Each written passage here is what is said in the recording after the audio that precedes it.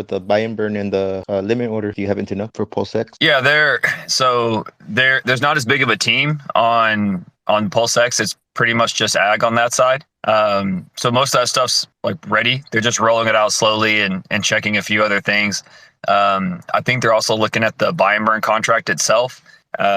Just going over everything. But yeah, I mean, all that stuff's basically ready. They're just rolling it out slowly. Okay. I have a sneaking suspicion that maybe with the limit orders, so there's a few different variations of limit orders in the way they execute. Like some can do partial fill, some can't, some can expire, some can't, some can fill bidirectionally. So I wouldn't be, this is pure speculation, so this is just me. I didn't hear this anywhere.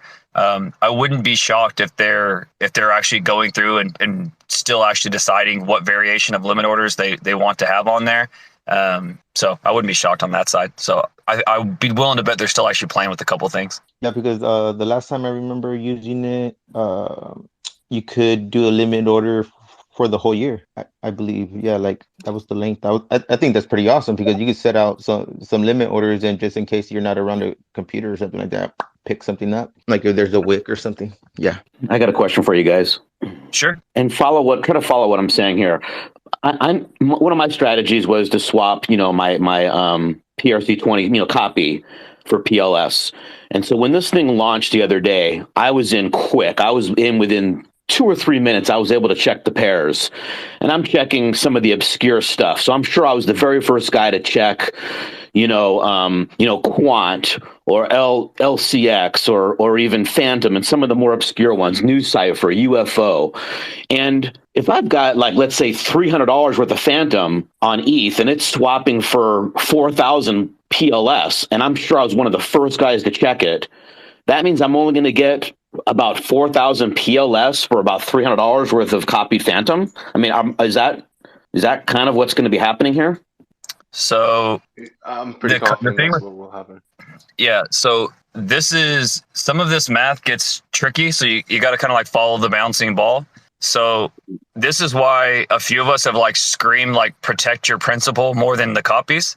And this includes PHEX. So PHEX, it's kind of tricky. It's all like in context, right? PHEX is not going to be especially valuable that first couple of days because nothing really will. But PHEX is a great thing to hold long term. So if this kind of follows the market. So early on, it was like, hey, buy HEX because we're risk on, price was going up. You wanted the exposure to the price on your principal. And then when the market turns, that's when a lot of us are like, hey, just hold the stables. You don't really want you don't want to expose your principal to the negative market.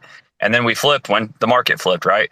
But when you look at the copies, so when we take, $300 worth of something now, and we compare it to like, okay, how much Pulse would that get us? So we compare that to Pulse at the Sacrafice price, right? So we're like, okay, well, one Pulse, 10,000, blah, blah, blah, blah, right? Well, when you look at what the copies are valued at, because the AMM bot goes and fixes, the amount of Pulse you'll get for a copy is priced as if Pulse was the same price as ETH currently is. So like when you look at that ratio, you'll get, if you think hey, I have $300, I'm going to get $300 worth of Pulse.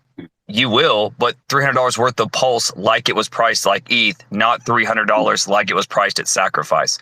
So the copies in that immediate rush to ratio are not nearly as valuable as they are like psychologically in our heads of like, hey, it's a copy. But if they're things that will be valuable, they're likely to end up pairing and being much more valuable in the future. So, obviously all the stuff in the community, things that have, things like Trust Swap, any of these things that are going to have adoption are likely to sort of find a more regulated price that's valuable in the future as these things go. But early on, the copies are not going to be worth the dollar value we think they are when it comes to like grabbing Pulse or Pulsex. But again, especially if it's something like you said, like Quant, something you're not going to get any value from, they're probably not likely to be extremely valuable in the future unless there's big changes. So you can basically say, hey, I just want the Pulse and PLSX. I'm going to let number go up and go do its thing. I'll take what I can get. Or you can kind of play the long game and say, hey, maybe if XYZ project comes out and says, hey, we're going to support all these tokens, then you get a big spike. So that's kind of the play there. And that makes sense. And like you said, you nailed it. Because in my head, I'm thinking, well, geez, I've got, $500 worth of sand, and I'm going to just, that means I'm going to get $500 worth of PLS. But no, and I'm telling you, I was probably the very first guy to check my sand, for example. And I'm telling you, if I had $500 worth of sand, I literally got 4,500 PLS, which is going to be like $3 worth of PLS or whatever. So exactly what you're saying, I guess in my mind, it's not what I thought it was going to be. So basically, there goes my whole entire strategy, because now I'm going to be getting $3 worth of PLS against each one of these. So there's a few ways to like look at it, kind of evolving this. So one is RH in one of the private rooms. It took substantially less pulse to handle the AMM than initially thought. So for what you're describing, there's some pros and cons here. So it means the move the other way is more advantageous, right? So if you think that Hedron, Maxi, Hex, XYZ things, some meme token, whatever it is that you think might be valuable on the pulse side, you can hammer them early. Again, you got to pay attention to liquidity. So because the inverse is true, that means you could buy $500 worth of whatever token for $4 worth of pulse, right? So if the trade gets too exaggerated one way, then it makes sense the other way, right? So then you can look at, all right, so rather than, hey, I'm going to take every PRC 20 and move them all into Pulse, it's like, what PRCs are going to be valuable, because I can buy a ton of them with Pulse. So you end up, again, you kind of get in the middle where you don't want to do anything, but the equation flips the other way. So you, again, I'm not telling anyone to go buy stuff or speculate with their Pulse. Just if you're already looking at that game and trying to find a way to maximize dollars, then if it gets so slanted where you're like, man, this is only $3 worth of Pulse, well, that means you can buy $500 worth of whatever with $3 worth of Pulse. Makes sense. Well, I appreciate it. Thanks for your input, and I'll continue to listen to you folks. Take care, guys. Cheers, brother. Be safe.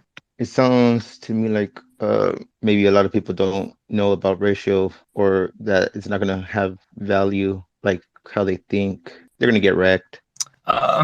I mean, so again, like some of those things with like, say, stables, or like, he brought up, a couple of like more obscure ERC20s. Like what's the value going to play out on any of those things? Like the copies are almost like the ink token. I feel like they're just, they're like the juiciest thing to talk about, but they're just meant to freemium, right? Like they're meant to bring people on, like the idea of like a copy. So even if those copies aren't, again, valuable in that first 48 hours, if Quant came over and did XYZ thing and like, hey, we're going to support, well, then those tokens would start to go up. So they're meant to bring people on, for people to have something to play with. So again, if no one had ever heard of us and they had, $100 worth of this, 500 here, this and this and this, and they, rather than saying, hey, let me go to some, let me go to the faucet on Polygon, grab a Matic, go see if I can find something interesting to do. It's, you log on Pulse and you're like, man, I've got a bunch of stuff to play with. Maybe it's worth $80. Well, hey, $80 of a bunch of stuff that and recognize the ticker symbols, that's a lot more enjoyable to me. I mean, again, imagine yourself, if it wasn't RH that set up the network and you were like, hey, there's, whatever chain, and you go there and you're like, man, there's Hex and Hedron and all this stuff here. This is cool. Oh, there's liquidity already set up. This is slick. And you just went on playing, right? Like that's the idea around these copies. It's to freemium onboard those communities, for those communities to come and adapt and, adopt this new chain. So they're valuable, just not quite the way that people have sort of perceived in their head. We're like, that's the play. Yeah. Well, the good thing is he tested it out on testnet first, and then realized that he had to change his game plan. 100%. So, and again, the same way, the opposite. Imagining that you're a project manager, a dev, and I'm like, hey, come build on my chain, and you're like, no. And I'm like, hey, come build on my chain. Your entire community has all their tokens airdropped, your contracts there. Come build a front end, and then you'll have an entire new community, and your community can do whatever they want. Oh, well, hang on, that sounds more appealing, right? And I think that there'll also be things that, this is stuff that we talked about way back that just, so much stuff goes on. But like, let's take, let's say there's like a DAO token, right, that does whatever thing. Well, now you can run in two different ways. So, like we've sort of loosely talked about Hex. Hey, on ETH, you can do long-term stakes because it's the crown king of DeFi and it'll be around forever. And then on Pulse, you can actually afford to do some of these end stakes. So you could actually roll stakes and do this thing. So like, you could already hear people talking about different strategies around Hex. That can happen in other projects. So especially projects that are more mutable or have, again, DAO functions, they can go in two different directions. So like think of like almost like Bitcoin and Bitcoin Cash. So if you think of that, if like, just in the example, that was an ERC20, the Bitcoin Core guys can keep doing Bitcoin Core on ETH, and the Bitcoin Cash guys could take the same project, the same tickers, the same community, and then they could run the project the way they want on Pulse. So I actually think that if we sort through some of these ERC20s or memes or any of these things, that will not just see, hey, there's Gnosis on both sides and there's just Gnosis, but there's two different chains. I think we'll actually see some projects like actually split and go in different directions and take advantage of the network and low fees and do different things on Pulse. Yeah, that'd be cool. Like you said, they're gonna have everything over here on this side. Why not go over there and test it out, right? Especially the ones that have NFTs. I'm pretty sure they're gonna want to go grab their copy. Yeah, and it's much different once things are live, right? And every project has different sort of considerations. So, like for LL, it's very different for us launching on another network than say, like the internet money guys. They set up a wallet. They don't have to have certain types of liquidity. They can bring the tokens over. It can build slowly. It can be native. Like that's a little different layout than what it would take for us to launch. So certain things can just jump around and run different projects. And we'll say the same thing with the ERC20. So there's certain stuff where does a dev want to invest a ton of time to come to a network that's not launched? We just now got testnet v3. So like this is the real Pulse chain they can see now. So after launch, once they're there and they come into a room like this and they hear their whole community being like, hey, there's a bunch of copies over here, go build us a front end.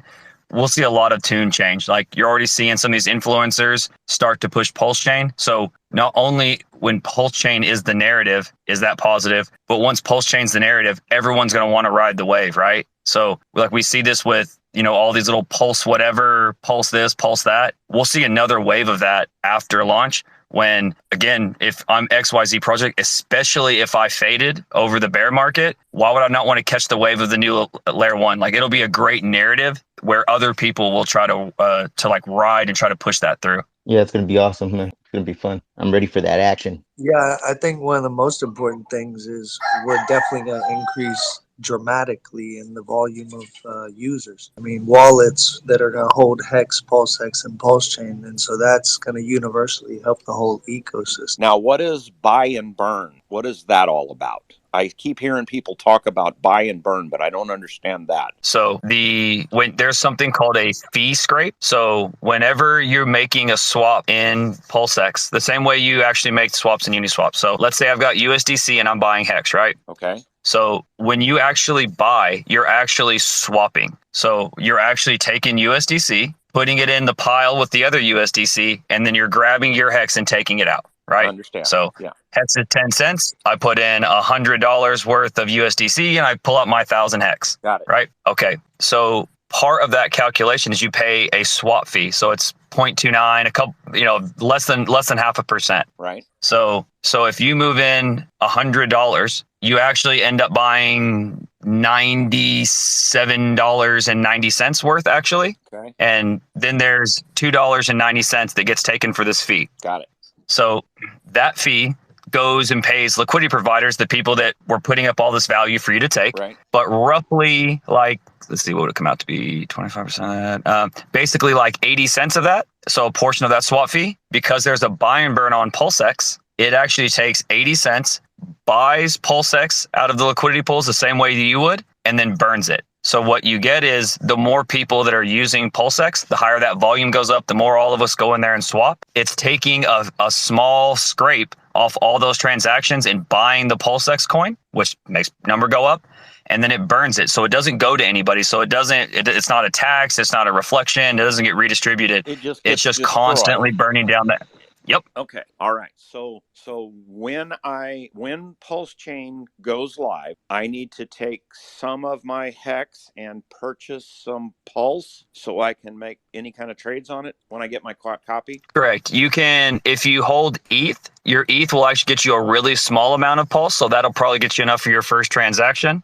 If not, there'll be multiple faucets where you can grab 1 or 2 pulse to similar like when you get on Polygon or these other networks, you'll have enough to get on there and make your first couple transactions. And then, yeah, you'll want to swap for a handful of pulse so that you can do other business. Okay. All right. Thanks for clarifying it simply for me. I appreciate it. Absolutely, brother. So you're gonna want to have a little bit of ETH before the fork, so you could have Pulse already in your wallet, so you could just jump into Pulsex and do whatever. Yeah, I have a little over $6 US worth of heat. Is that enough? Perfect. I think so. If not, again, there'll be a couple of like live faucets that'll give you 1 pulse or so, and 1 pulse give you multiple transactions. So yeah, I wouldn't sweat it too much. And again, the transaction fees will be so cheap in the beginning that most people would even just be happy to just send you a couple, just because it's worth, a few tenths of a penny to any of us to onboard a user. So there'll be plenty of people just like, yeah, man, let me just send you some. So okay. Yeah, you don't stress about that too much as you're learning. Just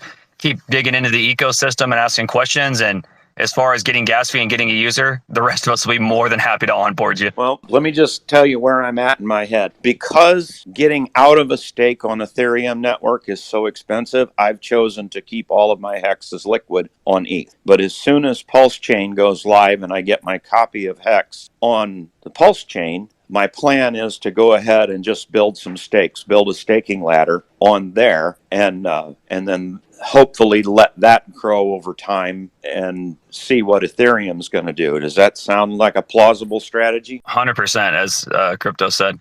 Not only is that a smart strategy, but literally that's the entire reason that Pulse actually exists, is for what you just described. So of course, there's a bunch of guys like me that want to go build cool stuff and make billions and do this trick stuff. And then we're going to go do this and that and all this like high-end crypto.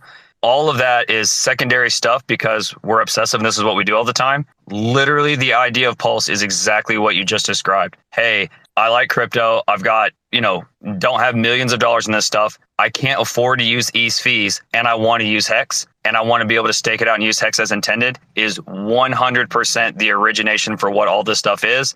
The rest of this is window dressing and cool stuff because the rest of us can't stop building stuff. What you're doing is exactly the point. Okay. Yeah, because from what I'm gathering, the whole reason Richard Hart decided to even build the Pulse chain was because Ethereum changed their fees on gas fees, which made Hex less desirable on the staking thing. So he's like, well, hell with it. I'll just make my own chain if you're not going to compete. Now, what's that going to do, in my opinion, with the capitalism spirit? Once Pulse Chain gets running and on the market and the lower gas fees, people are going to migrate to say, you know what, I'm just going to use this Pulse Chain network because it's so much cheaper. Last September or October, a guy I follow on YouTube, Rollo Tomasi, the Rational Male, interviewed Richard Hart. And when Richard was explaining the Hex coin and how you get first crack at the inflation when you lock it up in a stake, well, now they call it mining, but then when he started explaining Pulse Chain and how it would work, my mind just started rolling and I'm like, holy shit, he's creating a parallel economy. I can actually see in the future where you'll have a credit card that you can slide through the machine at the gas station and you can pay for your gas with Pulse or with Hex or with anything, maybe there might have to be a stable coin that you move into that will be accepted at the gas station, but it completely blows MasterCard and Visa out of the water. We just need adoption. This is going to actually break the back of the slavery, the slave money that we're currently using, the US fiat money. I call it slave money, and I call Hex the people's money because what is a good money? A good money is who gets first crack at the inflation. Well, Hex is the only one out there that gives us first crack at it.